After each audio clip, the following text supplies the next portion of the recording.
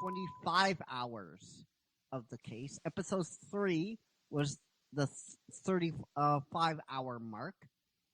And episode 4, we are right around the 48-hour mark.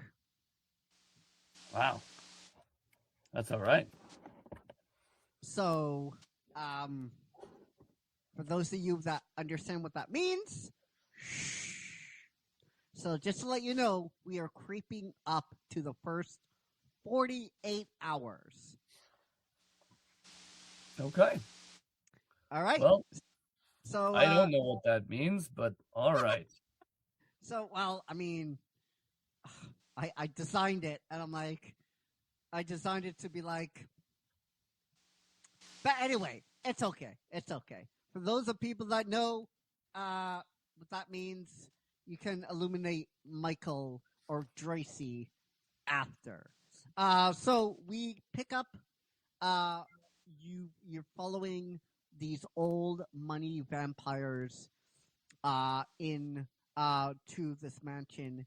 So we're gonna do the first D20. Give me a perception check. All right.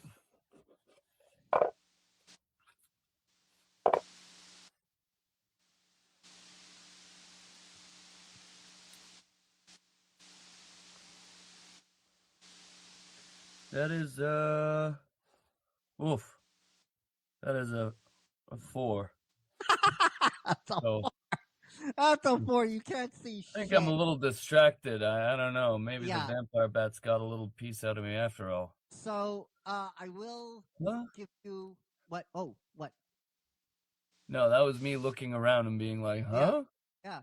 So just to give you some context, vampire bats are flying freely now over your head.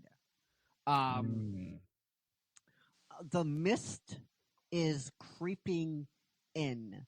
And the smells you can smell are swampy musk. Like when you head to a swamp and you can smell that.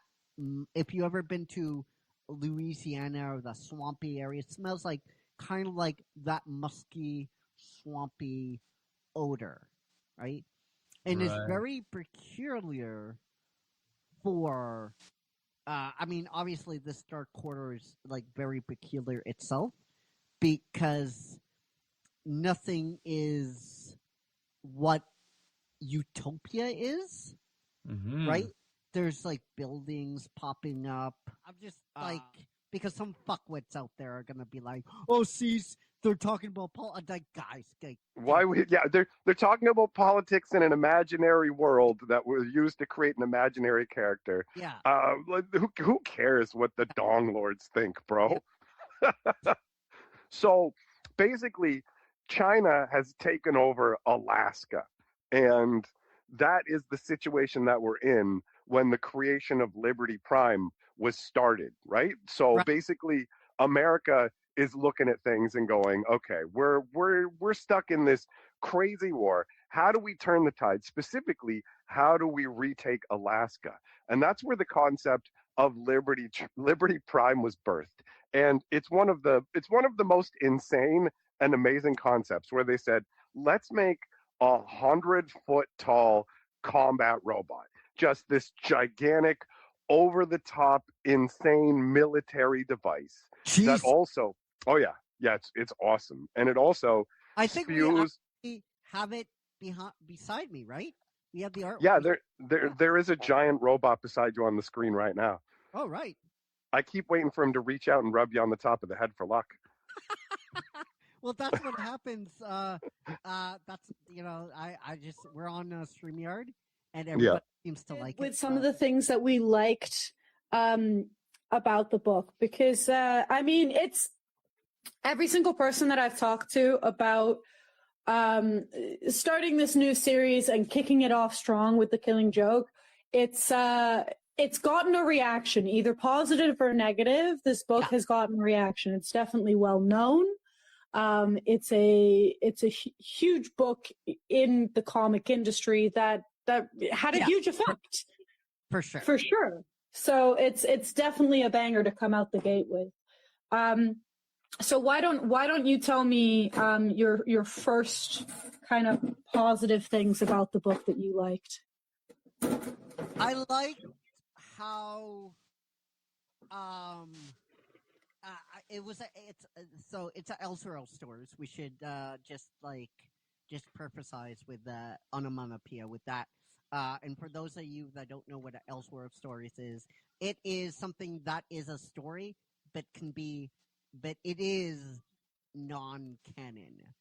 However, the large majority of comic book fans point to this as definitive origin. I don't even know what to say. I don't know what to say. I don't either, because this felt like 2 episodes of absolutely, like they could have put these 2 episodes together and it still would have been nothing. Yeah. And for those of you that they're suffering along with us, you don't have to. Yeah. You really don't. And for those of you who are like, wait, caveman, Bach, I know. Listen. We went down this tunnel before. We know, okay? It's just, we're just accepting the shitstorm. So, where do you want to begin first, man? Well, we'll start at the beginning. Yeah. Because more or less, I mean, this is in preparation of the big fight. Yeah, the boxing. The Chinese boxing. This episode may contain loose forms of nudity and cavemen growling aggressively. Viewer discretion is highly advised. We are not your parents. Like, share, join, and follow us to keep up to date with all of our sexy shenanigans, yo. It's going to be lit, brah. It's going to be very lit. And when I say shenanigans, oh, you have no idea. If you're already watching us on YouTube, then guys, it's been like a bajillion years since YouTube came out. You should already know what to do. Smash that like and subscribe button. Actually, no. Is the like button still around on YouTube? Is it? I don't think it is. But if it is, smash that like and subscribe button. Oh, and share this as well. That's really important. I won't bite. Not really. Okay. All right. Maybe just a little caveman nibble. Just a little. A big fist pump goes up in the air to Donna AI and Music Man for the incredible music that is in this episode.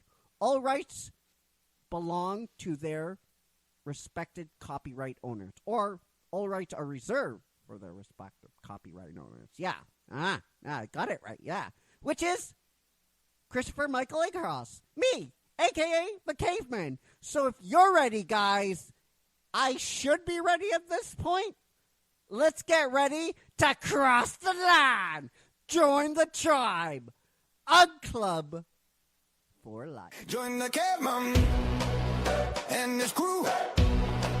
Paint on my face, just to move.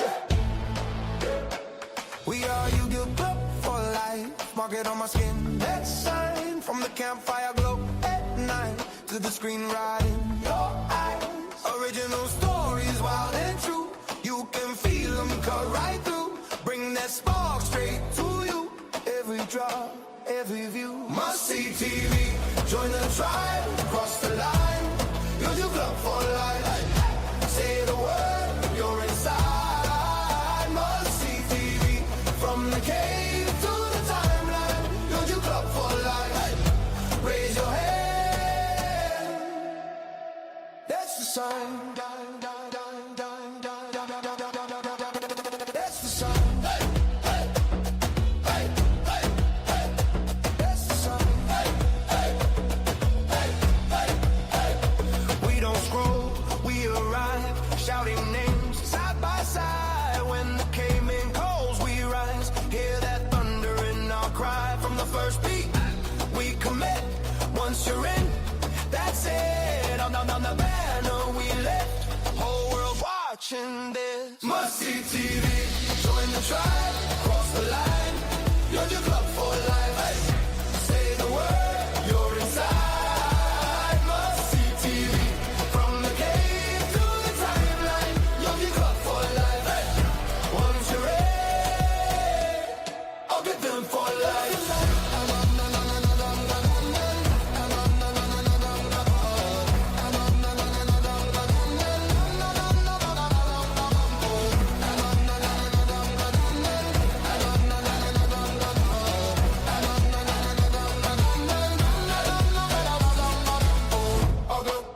Call it out. Hey.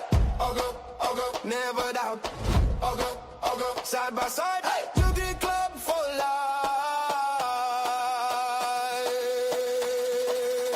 For life.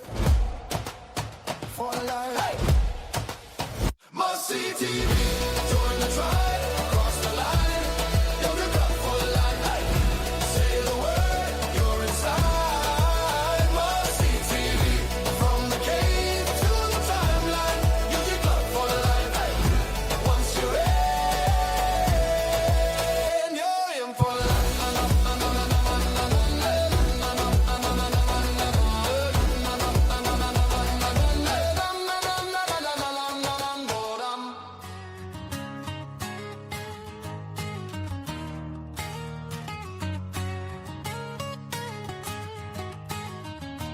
Old sign buzzing in the window, faded posters on the wall, crates stacked higher than the counter, every sleeve's a secret call. You hear a crackle in your heartbeat, like a needle finding home. You've been living in the fast lane, here's a place to lose control. Oh yeah, this is the LP shop, doors are open wide, so come on inside, find a little piece of history and come alive, turn it up, let your story spin, every scratch, every song pulls you back in.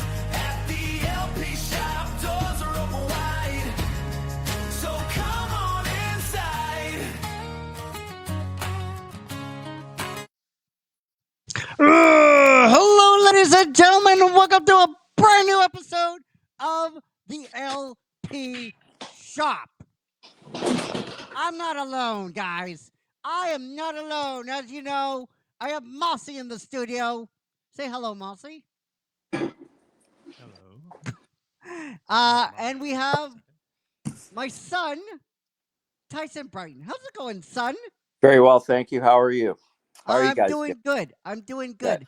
Good. Guys, I just want to let you guys know out there, there's not going to be any growls today, just because we were working on stuff on the background.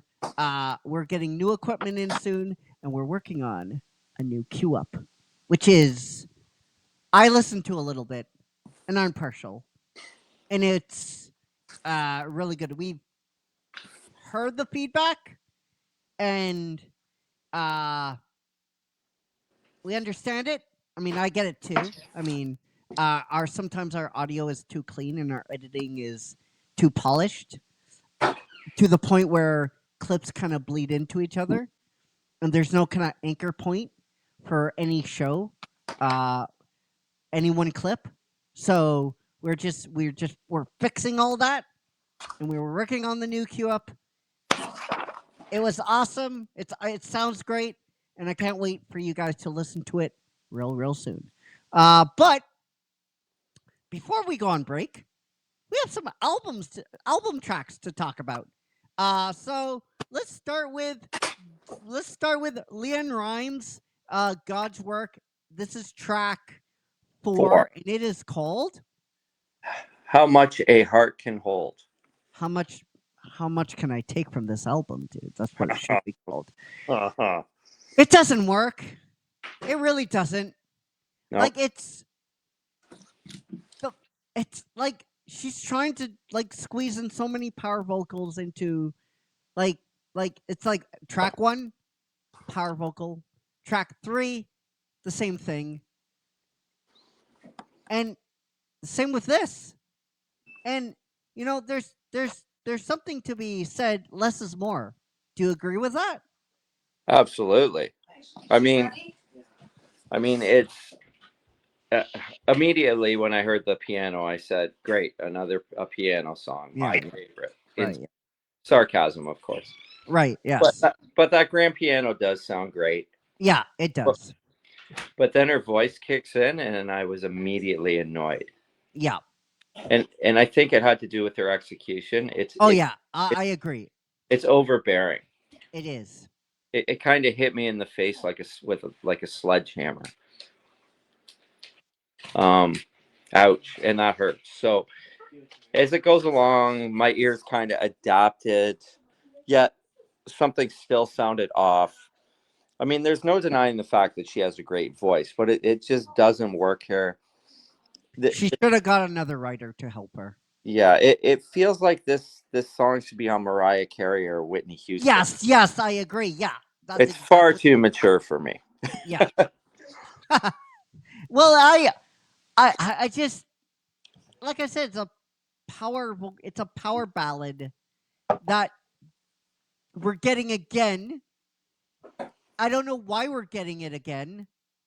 And to me, it doesn't work because of that. It's just it's too much. It's too much too soon. You need to sprinkle these in, if you're going to do them. If you can do them, there's something, like I said, there's something to be said, less is more. Not more is less. Like quantity instead of quality. Quality instead of quantity. And we got the opposite here. We got quantity of a power ballad. We got literally 3 in less than what? Like, so we're in track 4. Yeah. 3 So out of 4. yeah, it's too much. It is. What do you give it? 2.7. I give it a 2. So we move on, and I think you and I are going to heavily disagree on this next track. Okay. So let's get into it. What is this next track? What's the title of this track? This is entitled "Throw My Arms Around the World." I love the intro. It has a great feel. I like how she kind of subtly eases into it. It builds nicely. There are some nuances on her vocals, though. They feel odd. The chorus almost feels like one of those Christian pop songs. Oh, I disagree. It has a coolness to it, though. There's something there that works for me musically. Yeah, right. Yes. I tell you the truth, son. I thought we were going to disagree, but yes, there is something to this song. Like, I heard it once, and I'm like, I don't like this song at all. And then, but something, you get something in your head. You're like, something about this song, and then you listen to this track again, and you're like, okay. And then you listen to it a third time, and you're like, okay, I really like this song now. Well, I mean, musically, there's a lot of dynamics, and like you said, it's different. It's different, yeah. There's a smoothness to it, and I found myself liking it by the end. Yeah. Vocally, she brought it, and musically, the band allows that vocal to breathe. So this is a LeAnn Rimes song. Good meeting. This is a LeAnn Rimes song. Yes. This is 100% a LeAnn Rimes song. This should have kicked off the album. Agreed. Or it would have been this song and then Starship, or Spaceship. I think she brought it. It's an amazing song. By the fourth time you listen to it, you want to listen to it again. It is her through and through. I can't throw anything out there other than what you already said. What would you give it? I give it a 6. Okay. I still think it's good. I think it's an in between for me. I give it a little bit. It's a little bit higher than mediocre. I give it a 9. Okay. That's I just it is a Leanne Rimes song. That's the best compliment I could give it. okay. Well, It it's that's not. fair. She doesn't overpower herself. It doesn't come out overpowering. But No. when the chorus comes, you can hear her channeling her voice, using all those vocal cords to their maximum range. Right. And it's just an awesome song. It really is. However, if you listen to this song the first time, you're not going to like it. But I challenge people, you have to listen to it more than once. It's that kind of song where you have to listen to it like more than once. Yes. But everything is subjective. So we move on to the last song, which is called The Wild. I'm iffy on this song. I liked this one the best out of all of them. Okay. The title speaks volumes to what this song will be right from the get-go. Yes.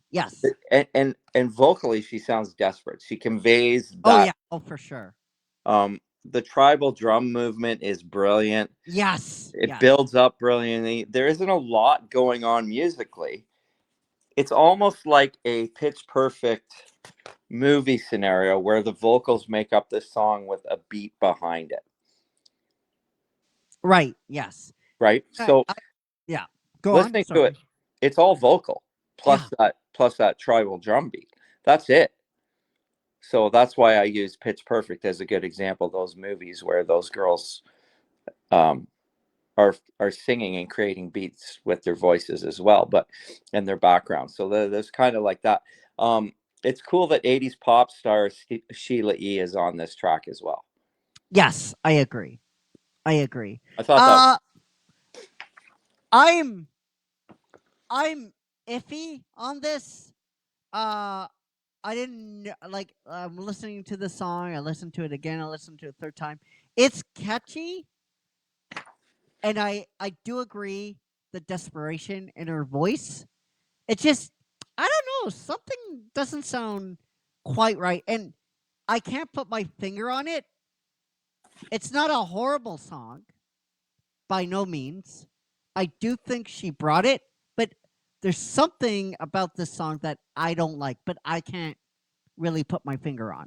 So, with that being said, what would you give it? 7.5. I give it a 6.2. Cool. So we're not far. Nope. We're not far away. No. All right. Let's go now to Dangerous Toys. So we are on track 4, which is called Take Me Drunk. It's all you, my friend, first. Here. Okay. When I was 16, this song was an anthem. It kind of epitomized how being in a rock band was. If you were a long-haired rocker, drinking was where it was at. In reality, though, after all these years, I find this song catchy, yet as someone who doesn't drink now, I don't feel the same way about the song as I did in 1989. Is the song catchy? Yes, it is. I love the sound of this track from a production standpoint, especially the ride cymbal. In fact, the drum sound, period, is great. From a lyrical standpoint, it's still a fun song. The background vocals sound great. I love the feel of the song with the tempo changes. And I will note the middle section breakdown is cool and sounds like something off of Van Halen 2, which is that low register vocal that really stood out to me.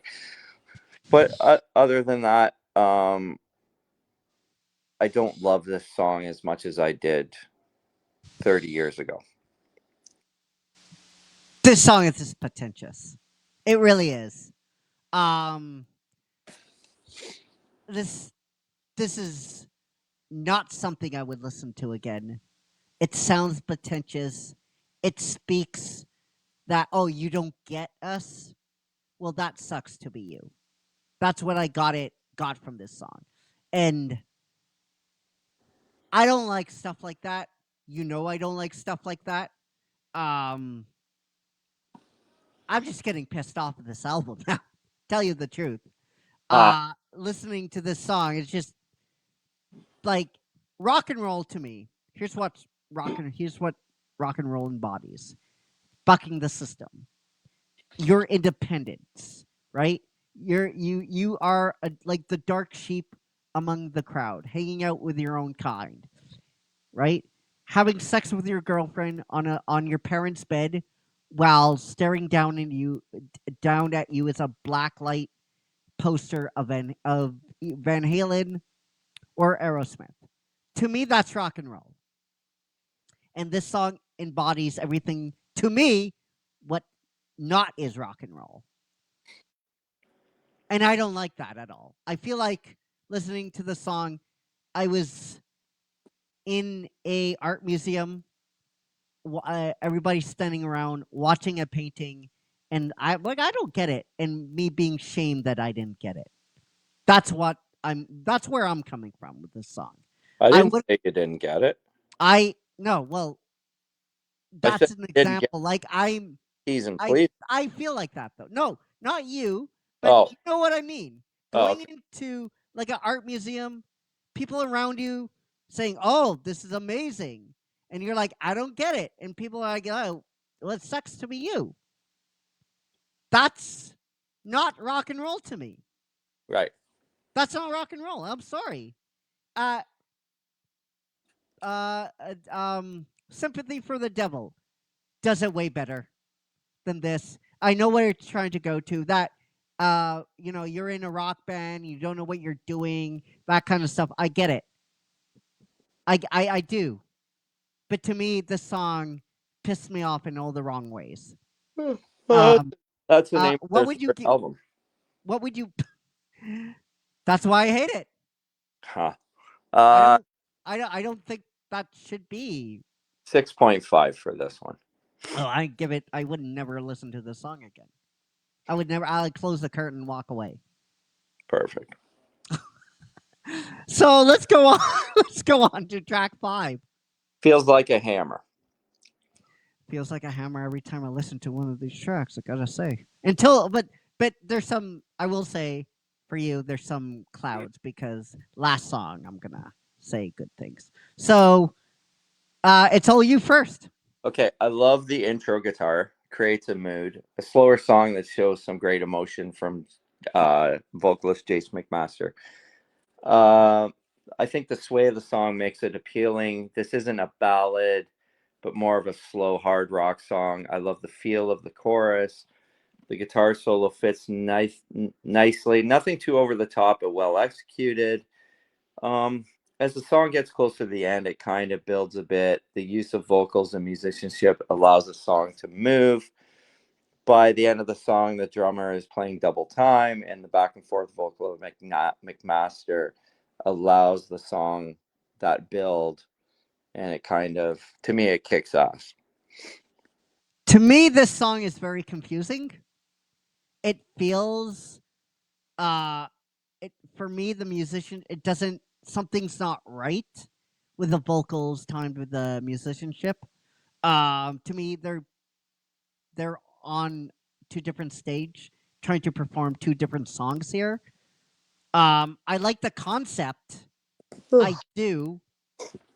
It didn't piss me off like track 4. I will say that. I did listen to this track a couple of times, and it's okay. But I just didn't like the musicianship here. What would you give it? 7.8. This gets a 5.5. Perfect. All right. Let's go on to track 6, which is called Sportin' a Woody. To me, this is one of the best songs I've heard so far.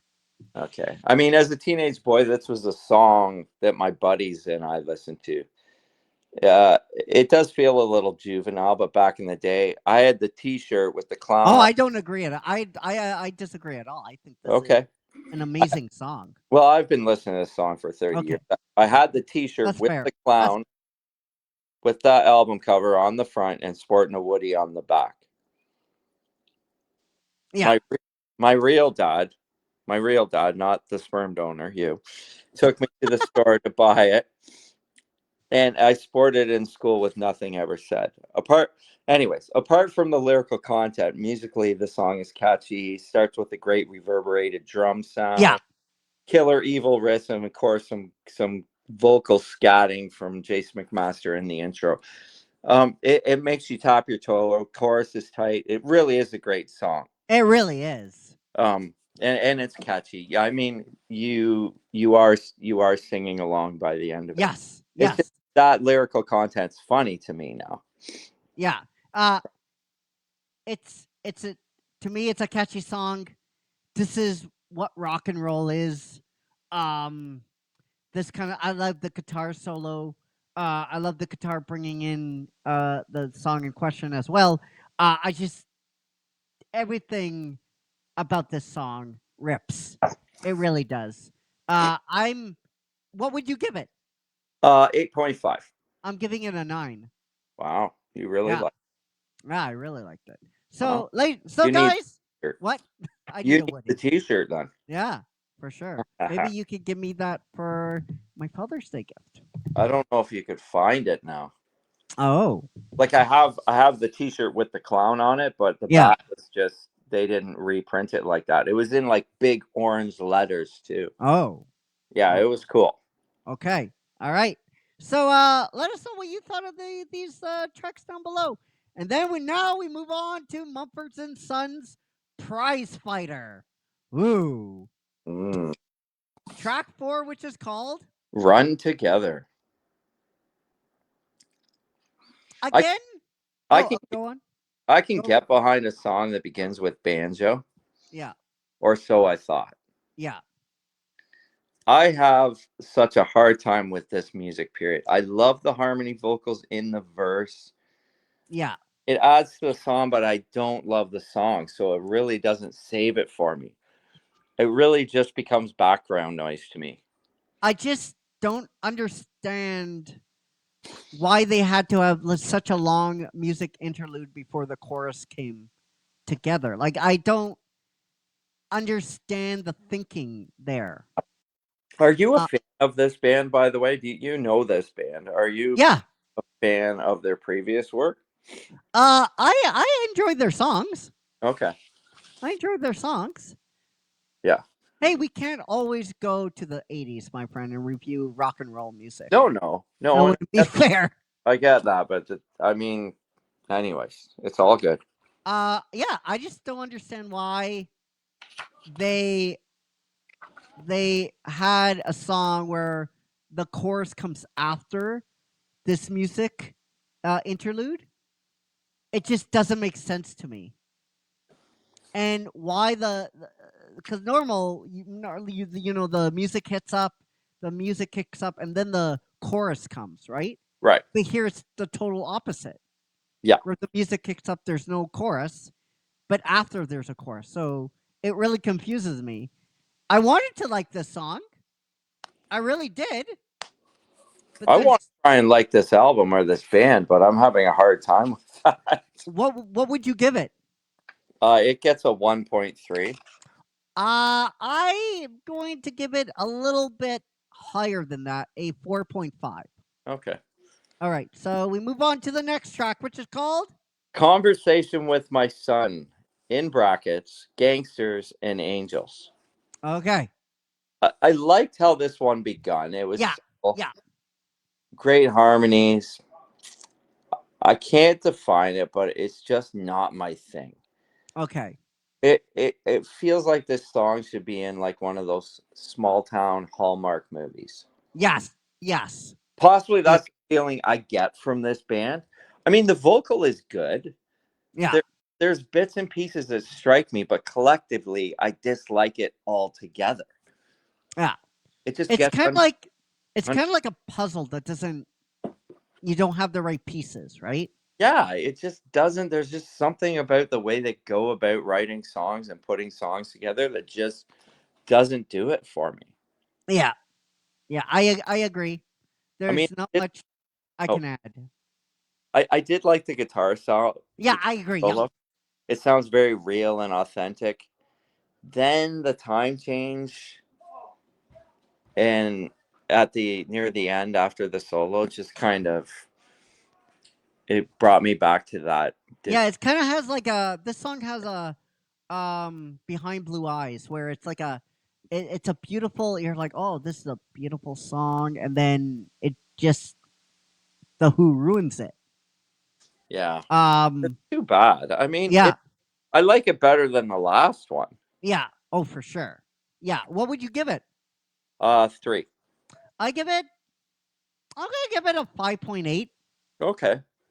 So we're not even close. You- Yeah, we're close. Well, we're not off that much. You Yeah, liked it no. more than I did, Yeah.